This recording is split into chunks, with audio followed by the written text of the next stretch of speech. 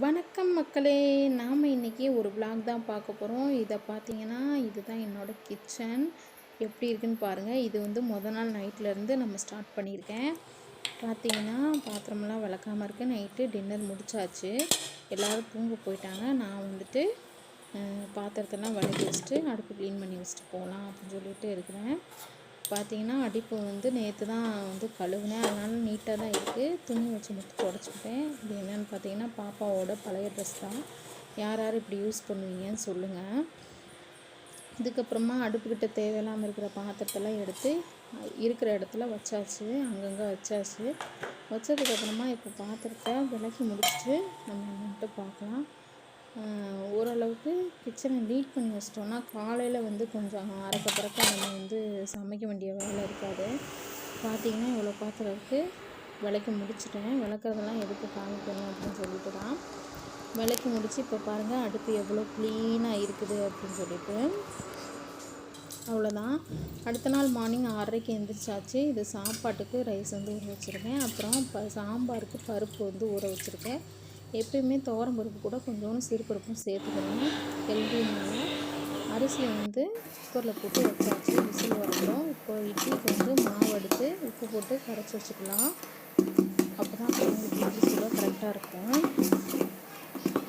இப்போ வந்துட்டு நான் இன்றைக்கி அவரைக்காவும் முள்ளங்கியும் போட்டு தான் சாம்பார் வைக்க போகிறேன். ஒரு 10 அவரைக்காய் வந்து இந்த மாதிரி சின்ன சின்ன பீஸாக நறுக்கி எடுத்துக்கிறேன்.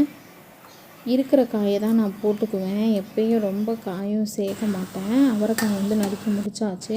இப்போ முள்ளங்கி வந்து 2 சேர்த்துக்கலாம். இதையும் வந்து தோலை நல்லா சீவிச்சுட்டு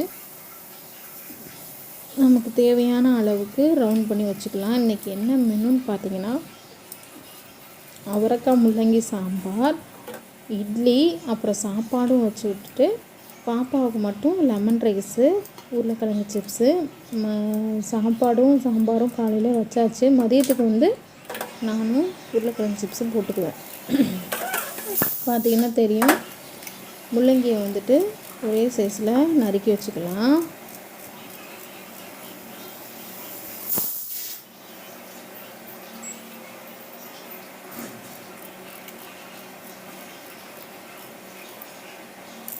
இதுக்கப்புறமா பாப்பாவுக்கு ஒரே ஒரு உருளைக்கிழங்கு மட்டும் தோல் சீவி ஒரு தண்ணியில் வந்து ஒரு பாத்திரத்தில் வந்து போட்டு வச்சிட்டோம்னா கருக்காமல் இருக்கும். ஏன்னா சாப்பாடெலாம் ரெடி ஆனதுக்கப்புறம் தான் சிப்ஸு போட்டு அப்படியே டிஃபன் பாக்ஸில் எடுத்து வைப்பேன். அதனால் காய் வந்து நறுக்க வேண்டியது எல்லாத்தையுமே ஃபஸ்ட்டே நறுக்கிட்டோன்னா அதுக்கப்புறமா கடைன்னு சமைச்சிடலாம்.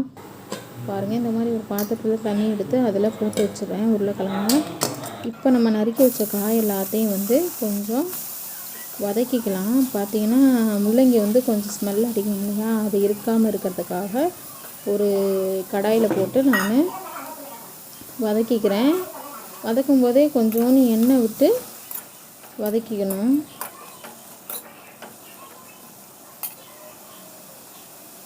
கொஞ்சோண்டு ஒரு அரை ஸ்பூன் அளவுக்கு எண்ணெய் விட்டு நம்ம வதக்கியாச்சு.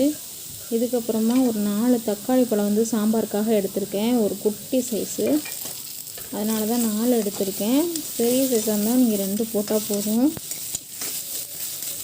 முள்ளங்கி வந்து லைட்டாக கலர் மாறுற வரைக்கும் கொஞ்சம் நம்ம வந்து இதை வந்து வதக்கணும். இப்போ வந்து சாம்பாருக்கு வந்து தண்ணி வச்சுட்டேன். அளவு தண்ணி எவ்வளோ வேணுமோ அவ்வளோ வச்சாச்சு. காய்கறியும் வச்சாச்சு. நான் எடுத்து வச்ச 4 தக்காளி பழத்தை இதில் நல்லா பிழிஞ்சு விட்டுக்கலாம். இதுக்கப்புறமா சாம்பார் பொடி தான், வீட்டில் அரைச்ச சாம்பார் பொடி 5 ஸ்பூன் போட்டுக்கிறேன். ஏன்னா இது வந்துட்டு குட்டி ஸ்பூன், அதனால் 5 ஸ்பூன் போட்டுக்கிறேன்.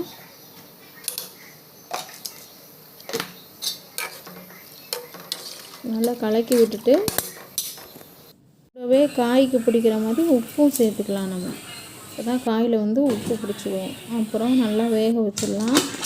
அது வேகட்டும். சாப்பாடு இங்கிட்டு வந்து ரெடி ஆயிடுச்சு. சாப்பாடு எடுத்து ஹாட் பாக்ஸில் போட்டு வச்சுருவேன். ஏன்னா நாங்கள் வந்து மதியம் தான் சாப்பிடுவோம். பாப்பாவுக்கு மட்டும் தான் இப்போயே கலரி கொடுத்துடுவோம்.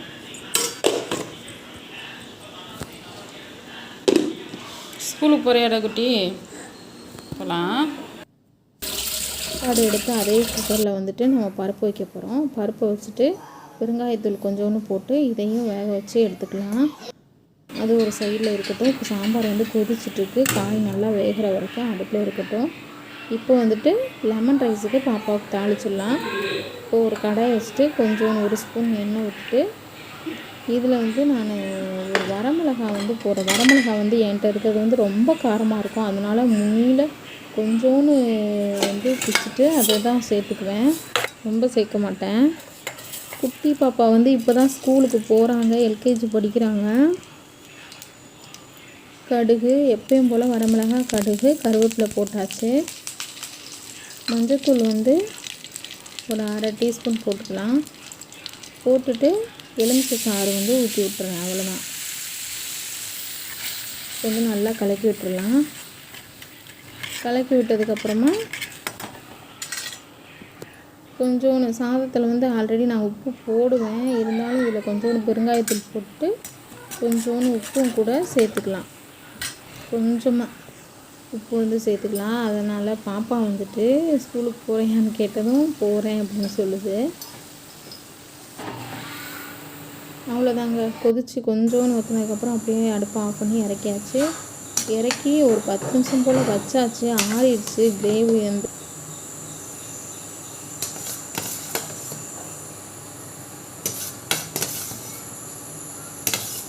சோறு வந்து பாப்பாவுக்கு வந்து தயாராகிடுச்சு. இனி நம்ம உருளைக்கிழங்கு சிப்ஸு தான் போடணும். உருளைக்கிழங்கு ஆல்ரெடி நம்ம தோல் சீவி தண்ணியில் போட்டு வச்சுருக்கோம். அதை எடுத்து இந்த மாதிரி நான் நறுக்கிட்டேன். இதில் வந்துட்டு கொஞ்சோண்டு பெருங்காயத்தூள், அப்புறம் வந்து வீட்டில் அரைச்ச மசால் பொடி வந்து கொஞ்சமாக சேர்த்துக்கலாம். ஏன்னா காரம் அதிகமாக இருந்தால் சாப்பிட மாட்டாங்க. அதனால் ஒரு அரை ஸ்பூன் வந்து சேர்த்துக்கிறேன். இதிலே வந்து கலருக்காக வந்து காஷ்மீரி சில்லி ஒரு 1/4 டீஸ்பூன் சேர்த்துக்கலாம். உப்பும் சேர்த்துக்கலாம். சேர்த்துட்டு நல்லா கையில் வந்து நல்லா பிசைஞ்சு இதை வந்து நல்லா மிக்ஸ் பண்ணிக்கணும். கையில் மிக்ஸ் பண்ணோன்னா நல்லா மிக்ஸ் ஆகும். எல்லா பக்கமும் போட்ட மாதிரி நல்லா மிக்ஸ் பண்ணிக்கலாம். யூஸ்வலாக வந்து நான் நிறையா எண்ணெயில் வச்சு தான் எண்ணெயில் வந்து போட்டு எடுப்பேன். ஆனால் இன்றைக்கி வந்துட்டு ஓகே தவா ஃப்ரை பண்ணி பார்ப்போம் அப்படின்ட்டு தோசைக்கல்லை வச்சுட்டு எண்ணெயை ஊற்றியாச்சு. இந்த பக்கம் இட்லியும் ஊற்றி வச்சிட்டேன். சாம்பாரும் காயும் ஆல்மோஸ்ட் வெந்துருச்சுன்னு நினைக்கிறேன். பருப்பும் அந்த பக்கம் வந்து வெந்துருச்சு. பருப்பு சாதம் ரெண்டுமே வந்துட்டு நான் கரண்ட் அடுப்பில் தான் வச்சுக்குவேன். மீதி எல்லாத்தையுமே கேஸ் அடுப்பில் பண்ணிக்குவேன். எண்ணெய் வந்து சூடாயிடுச்சு. இப்போ வந்துட்டு நம்ம உருளைக்கிழங்கை வந்து வச்சு விட்டுடலாம். எல்லா உருளைக்கிழங்கையுமே ஒரே இதில் வச்சுட்டேன். ஏன்னா கொஞ்சம் ஒரே ஒரு உருளைக்கிழங்கு தானே, அதனால். என் பாப்பாவுக்கு வந்துட்டு லெமன் ரைஸு உருளைக்கிழங்கு சிப்ஸும் ரொம்ப பிடிக்கும். அப்படியே சைட் பை சைடில் என்ன பண்ணிட்டேன்னா தேங்காய் நறுக்கிக்கிட்டேன் சட்னிக்கு. உருளைக்கிழங்கு ஒரு சைடு வெந்துருச்சு. இன்னொரு சைடு நம்ம திருப்பி விட்டுக்கலாம்.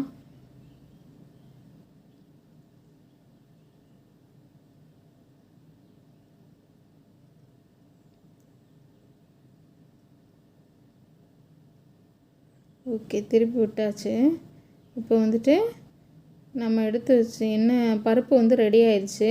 அது வந்து விசிலும் இது போயிடுச்சு ஸ்டீமு. எடுத்து பார்த்தோன்னா பருப்பு நல்லா வெந்திருக்கு. இதை வந்துட்டு நல்லா கலக்கிட்டு கொஞ்சம் கூட தண்ணி ஊற்றி நல்லா கலக்கிட்டு காயோடு சேர்த்துடலாம். காயோடு சேர்த்தாச்சு. நான் அது உங்களுக்கு எடுக்க முடியல. இதில் வந்துட்டு பொரிக்கடலை, 4 பூண்டு, 3 பச்சை மிளகாய், உப்பு சேர்த்து சட்னிக்கு அரைக்கிறதுக்கு ரெடி பண்ணிட்டேன். இதில் வந்து பருப்பு சேர்த்தாச்சு. சேர்க்குறத நான் என்னால் கவர் பண்ண முடியல. பார்த்திங்கன்னா தெரியும். இன்னும் கொஞ்சம் அது சிம்மில் இருக்கட்டும். அதுக்குள்ளேயும் நம்ம வந்துட்டு சட்னியும் அரைச்சிட்டேன். பாப்பாவுக்கு வந்து டிஃபன் பாக்ஸில் கட்டிடலாம். லெமன் ரைஸை பாக்ஸில் போட்டுக்கிறேன். பாப்பாவுக்கு வந்து 2 பாக்ஸ்லேயும் ஸ்ப்ளிட் பண்ணி தான் வைப்பேன். ஆனால் ரொம்ப கம்மியாக தான் வைப்பேன். அடைச்சி வச்சா அது வந்து என்னமோ மாதிரி இருக்கும், மூட்டில் அடித்த மாதிரி. அதனால் கொஞ்சம் கொஞ்சமாக 2 பாக்ஸ்லேயும் வச்சுருவேன். என்னமோ அப்படி சாப்பிட்றது அவளுக்கு ஒரு சந்தோஷம். மேலே வந்துட்டு உருளைக்கிழங்கு சிப்ஸை வச்சு விட்டுடலாம்.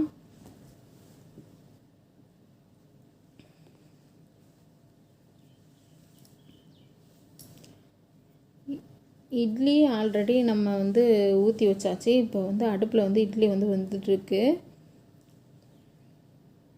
இந்த கேப்பில் வந்துட்டு நான் போயிட்டு சாம்பாரை வந்து நம்ம தாளிச்சிடலாம். எண்ணெய் ஊற்றியாச்சு, கடுகு போட்டாச்சு. சின்ன வெங்காயம், சாம்பார் வெங்காயம் வந்து நறுக்கி பொடியாக வச்சுருக்கேன். இதில் வந்து கருவேப்பிலை போட்டுக்கலாம். கருவேப்பிலை போட்டதுக்கப்புறமா சாம்பார் வெங்காயம் நறுக்கி வச்சுருக்கேன், அதையும் சேர்த்துக்கலாம். ஏற்கனவே தெரிஞ்சது தான், இது வந்து வெங்காயம் வந்து நல்லா வதங்கி ப்ரௌன் கலரில் வரணும். எண்ணெய் பத்தலைன்னா கொஞ்சோண்டு எண்ணெய் சேர்த்துக்கலாம். ரொம்ப அதிகமாக எண்ணெய் சேர்க்க வேணாம். இட்லி வந்து ரெடி ஆகிடுச்சு, ஆஃப் பண்ணிட்டேன்.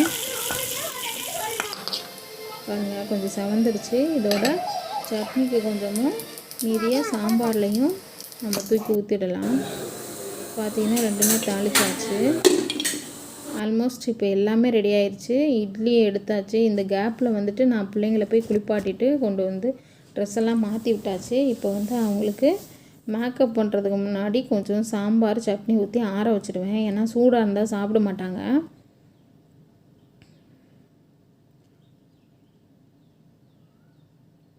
பார்த்திங்கன்னா தெரியும், கிளம்பிட்டாங்க 2 பேருமே. ஆல்மோஸ்ட் சாப்பிட்டு முடிக்க போகிறாங்க. ஊட்டி விட்டாச்சு. குட்டி பாப்பா கொஞ்சம் டல்லாக இருக்கிறாங்க. சாப்பிட்டு முடிக்கிற வரைக்கும், அப்புறமா ஜாலியாக கிளம்பிடுவாங்க.